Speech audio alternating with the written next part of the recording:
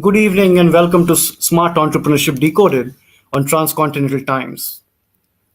Today we are joined by a very eminent personality. I was very pleasantly surprised and very happy to be introduced to her through a colleague, Rupa Dash. She is a multifaceted personality, if I may say so.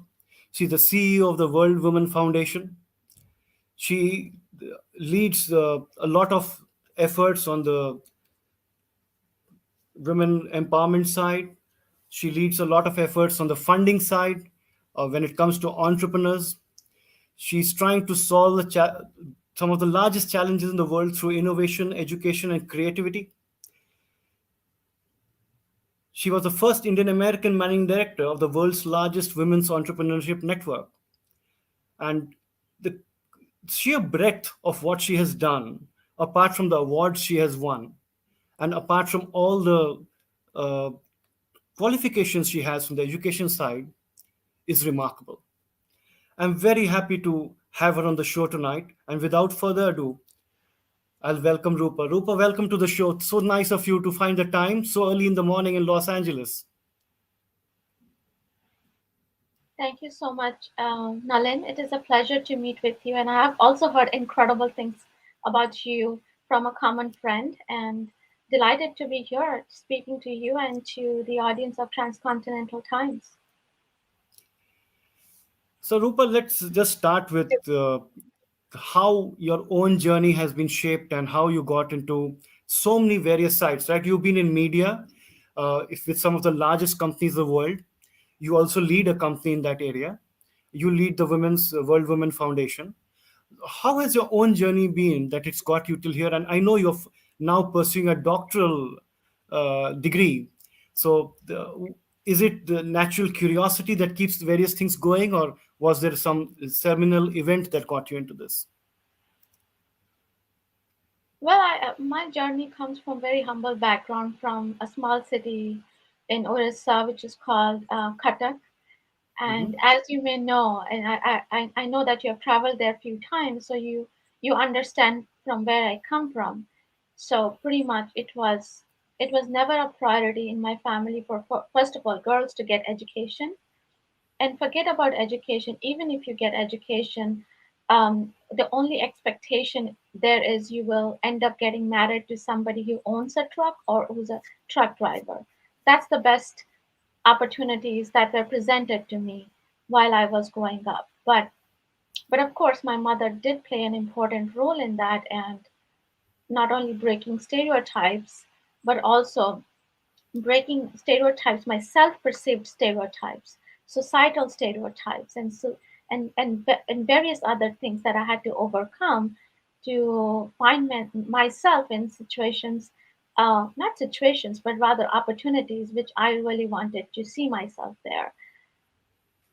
My career has expanded from marketing to entrepreneurship, to consulting, to leading organizations, to building movements. So many things I have experienced and I've done, and I enjoy doing that because you cannot put an individual into a box. And I don't see myself in a box. If I see and hear, if I understand a thing, I try to experiment and experience it and see how far we can take an idea to a finishing line. And I think that's what I'm known for. And secondly, I started my career with advertising companies such as Gray, and Euro RSCG, Lintas. There are many companies that I worked with in India. And again, it was my passion to work in media. But while working in media, I felt like there is something more that I can do just to be not to be working in a large corporation, playing a part, getting clients, serving clients. We all enjoy that at one phase, but I saw myself more than that. So, at some point, I decided that I will go ahead and present my ideas to the largest telecom company in India and also in Asia, which is BSNL. And that's how I understood what is it to become to be like an entrepreneur. So the idea was how to market the 3G technology and the usage of cell phone and content to farmers in India.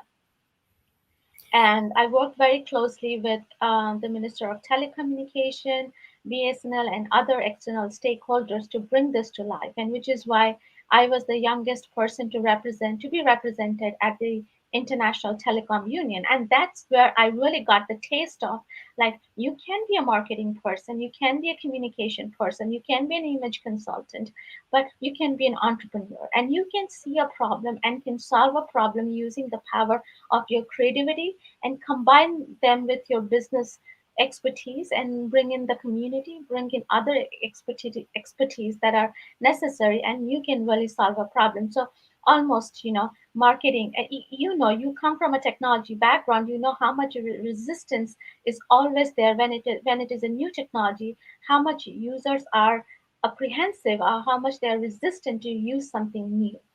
So, how do you combine education, entertainment, and empowerment, put it all together, and bring this new technology to actually the largest group in India, which are the farmers? And now we see that, you know, revolution, and I'm super proud. That's where my journey really started.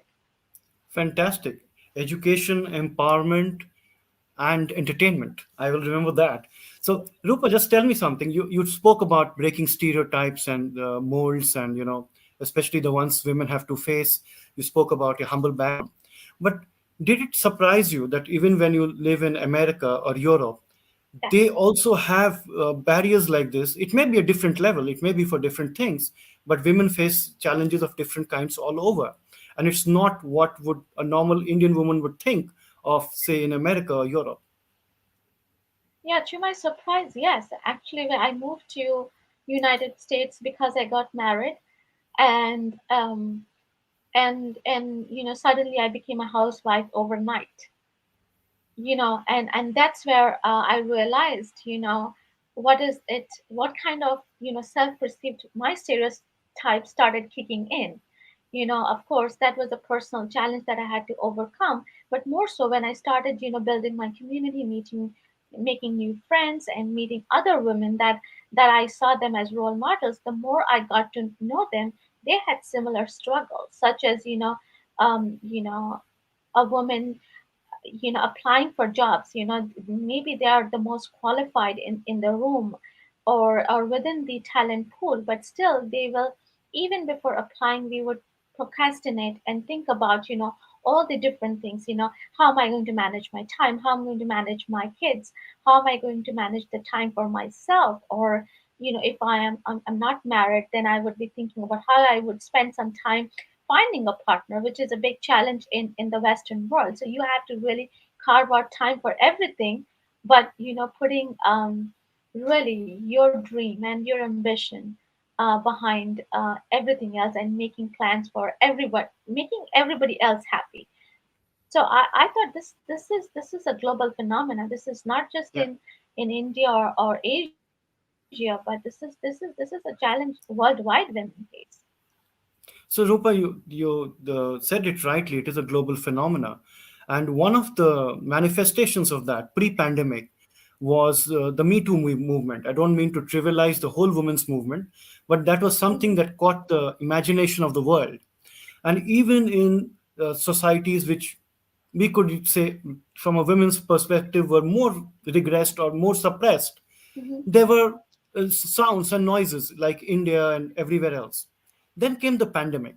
Hmm. It not only hit the world in a health crisis, but it also hit that movement. Do Hmm. you think that movement took a hit, and we just lost the plot after that? Well, it of course, yes, but also it brought into spotlight several aspects to the Me Too movement: domestic violence, Hmm. and people started talking about mental health, well-being of women in their own households. That became a center stage conversation, because I think Me Too movement have been, it's a very important movement, but the pandemic, as I said, it brought in other opportunities where we were not focusing on. Like, as an employee, if I go and tomorrow I go and say that I'm facing abuse at my home, what an employer can do for me? There was no such environment where you could go clearly and speak your mind. I think the pandemic really presented unique opportunities for companies, corporations to think about the well being of their employees, not just within the boundaries of their corporations, but beyond that. I Yeah, think that's good because there is tremendous of economic impact if you don't have an healthy employee mentally, physically, feeling secure at home. How do you think they will bring the best to the work? I think it did definitely take a hit on Me Too movement, but more so the opportunity that it brought was for the Fortune 500 companies, larger, smaller companies, to be more supportive of women beyond their corporate that's jobs, true. seeing them more as humans who are facing challenges and making this a mainstream Yeah. conversation.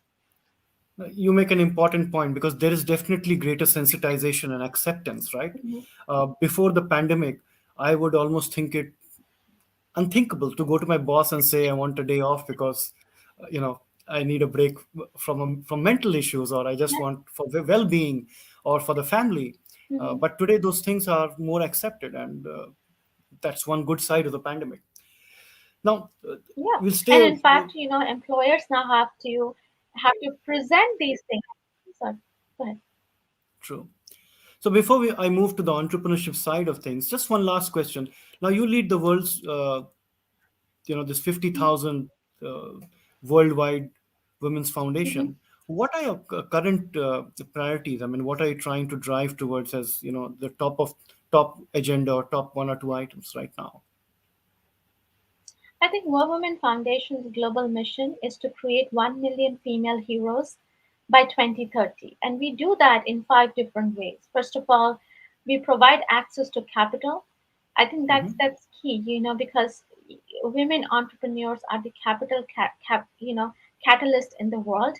And to really accelerate women's economic growth and empowerment, it is critical to invest in women, and that can truly create an inclusive future. And the other important thing as a foundation, one of the most critical priorities for us to bring in, to make and create and to expand opportunities for women, small business owners, and create a global marketplace and expand that again economic opportunities globally. So, bringing more commerce opportunities to small business owners around the world, female business owners around the world is very critical to us. And we also have a media division which is specifically focuses on creating content that again breaks stereotypes, the roles that women are playing. This is part of our research, which is understanding the impact of digital role models, real life digital role models on women's perception of what role they would like to play in the future. So yeah, content creation, micro storytelling, expanding our micro storytelling platform to break stereotypes is again, one of our key priorities as a foundation. Fantastic. Now, one of the points you made when you were speaking about your own background was how I would put it as you're eternally curious to explore different sides of your personality Mm-hmm, and look at different, and not be typecast into one area, mm-hmm, but you look at various problems, various things, and you try to uh, explore them. mm-hmm, How important is it for entrepreneurs, be eternally curious? Because you hear these words bandied about, right? Growth mm-hmm. mindset, entrepreneurial mindset, etc. But does it start with just basic curiosity? I think it starts basically by nurturing your creativity. I think every individual does have a creative. We are creative humans. Mhm. Human beings are creative. Creativity is our superpower. But oftentimes, as we are growing up, and specifically, if like backgrounds like mine, our creative being is never nurtured. It's not watered. It's not something that is encouraged to pursue. And I think that's where we lose our potential as being more curious, exploring new things, experience new things, building new things, and co-creation, and building. I think the world's best communities are built around creativity. I think that's something I'm very fortunate I was able to do, but it all starts with embracing your creativity. So, even pre-show we were speaking about the fact that you're on a mission to create $1 billion fund for women entrepreneurs. Now, so far, the statistics are not in favor of Mhm, women entrepreneurs being funded. To get a minuscule amount compared to men. mhm, What exactly explains this? I mean, there are enough women entrepreneurs now, but mhm. somehow the investors don't seem to back them. I think, again, I will come back to the pandemic because as we are moving towards a global reset, there is a change of mindset, heart, and also the way we look at entrepreneurship, not just looking through the lens of gender, but what's happening around the world. Women are quitting jobs in record number, and we are talking about the great resignation as well. And Fortune 500 companies or small, big, they're posting jobs, but there are no applicants. Even if they're getting applicants, they want flexibility. They want their terms to be heard. They want their well-being to be their priority. And also, making work-life balance not anymore a side conversation, again, a center stage conversation. And because of these new kind of future, the new kind of work that we are seeing, there is exponential opportunity for women to start businesses. And this is the first time, especially in the United States, women are starting businesses 4 times faster than we have seen in last 20 years. Wow. And specifically, you know, women who have always considered themselves as creatives, considered themselves passionate about something, and also they were doing the business but as a side hustle, but it's no more their side hustle. They are taking their business to the next level, which is also pushing them to think about where they can find the most support in terms of capital, coaching, and community. And that's where the venture funds are no more the only place women are looking for funds to accelerate their growth. There are plenty of organizations such as us who are providing all this that a woman needs to be successful in business. You know, we did a survey and we found out 72% of female founders find, one of the most important barriers of starting business is lack of mentors and coaches. Even before, forget about, access to capital. While you are just thinking about starting your business, you have some sort of an idea what your business will look like. First thing they look for, not for money, but for advice and mentorship and that community that they can go back and ask questions which they won't be able to otherwise do. So I think I think there are tremendous amount of focus is now on building communities, building educational platforms, building knowledge resources that are necessary to even empower women in much more bigger ways because funding is an issue, but they are, you know, philanthropists who are putting together large grants, and organizations such as us and many others who are willing to invest and take a bet even on women entrepreneurs who have least experience but have a good idea and want to show That's up true. and have taken the leap and left their day job and starting their business. That's true. The pandemic has, had those positive impacts.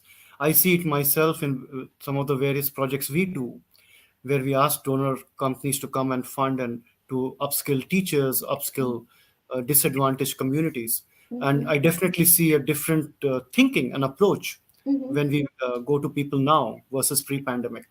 But I was surprised when you said the women are setting up companies 4 times more in numbers than pre-pandemic. And I agree with you 100%. It's mentors that are more important than money Mm-hmm. initially. But let's just probe that a little bit more. Mm-hmm. When when you look at a company to invest in or to invest in from on behalf of fund, Mm-hmm. what do you look for first? What is the problem that they are trying to solve? And Okay. of course, your the personal story is very important because we are not traditional venture funds. We are Yeah. investing in an individual with a great story who is passionate, who is trying to solve a problem, and can really show the blood on the floor. And that's very important. And most importantly, how much they have invested in their own idea, whether it is time, resources, and what is the potential of this idea to scale, and can we measure that scale? And most importantly for us as a fund, it is very important what kind of problem they are solving. So connected to that, you speak about the Great Reset, right? Hmm. And a lot of the Great Reset is happening in Asia, which also has the highest populations, fastest growing economies. Any specific opportunities or any specific things of the reset that catches your eye? I think yes. I mean, of course, work and well-being is one thing that it's now a conversation everywhere you go. Mental health. And I think there is tremendous amount of opportunities in terms of disruption, innovation in that space. And that could be that deserves funding, and that deserves spotlight, and that deserves innovators to be nurtured. And this is the most important issues in my mind. I think how can we work? How can we economically uh, stable, and at the same time not compromising on our well-being? Because just in America, $64.5 billion is lost because of the impact of when women are not participating in the workforce. Either it is due to work, or they're leaving just because of well-being issues. I mean, $64.5 billion of loss is huge. So I think there is tremendous amount of potential in the work and well-being space, and specifically talking about women's health. It's unique, it's different. I think there is significant risk um, that women's health, um, you know, whether it's the rate of heart diseases are increasing among women, specifically due to the pandemic. The amount of double duty, triple duties that women have had to do, and living in small spaces, the way we are building our cities, the way people have access to their personal space. I think this also have tremendous of impact. So I think especially in Asia, I think people will start thinking about how to build cities that really puts well-being of individuals who are living on the top priority, and are also creating sustainable ways to live, to think about the planet, to think about the people who live in those cities, to think about how we are. It's not just about I need a desk in a corner just to work. I'm a human being, I have family. And how can we how can we think about stress, health, well-being as an important economic indicator if we want to become a superpower globally, and create a sustainable planet, and also leave a good planet for the next generation? True. We often live on the planet as if we are the last generation living on it, right? So, Exactly. but you speak about innovation, creativity, and that leads me to a natural area, another area where you're very passionate about, which is education. Now, innovation and creativity from the part of the world that you come from, I come from, is not exactly in our curriculums, not exactly there. Hmm. And yet, we see this large number of edutech companies trying to peddle different solutions to the same population of students. Sometimes it just seems like torture, right? Yes. Uh, that all this is being thrown at students without them even asking for it. In any Hmm. business you start, you first ask the client or potential client what they want. Hmm. In edutech, student is never on the table for the discussion. Hmm. What's your view on what's happening or what needs to be done for innovation in education? This is a great question. I'm very passionate about it because I also serve on the judging panel of Code to Call for educational innovation, which is part of the Hmm. Clinton Foundation. And I have seen tremendous amount of growth and solutions that are really coming from Latin America. But before I speak there, I would like to set the tone here.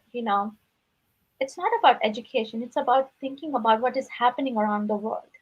Hmm. There is mass migration is happening, not just because of people are trying to move from one place to other for finding good economic opportunities or work or job, but also um, we will find more and more climate refugees. We will see more and more families being displaced due to um, wars and different kinds of violences. And also the pandemic has also created mass migration. So the way I look at the education space and the innovation is the approach that we are taking is not in the right direction, because of mass migration, you cannot create solutions that is just created for a set of audience who can have access to, who can afford, who can speak a certain language, who come from a certain demographic.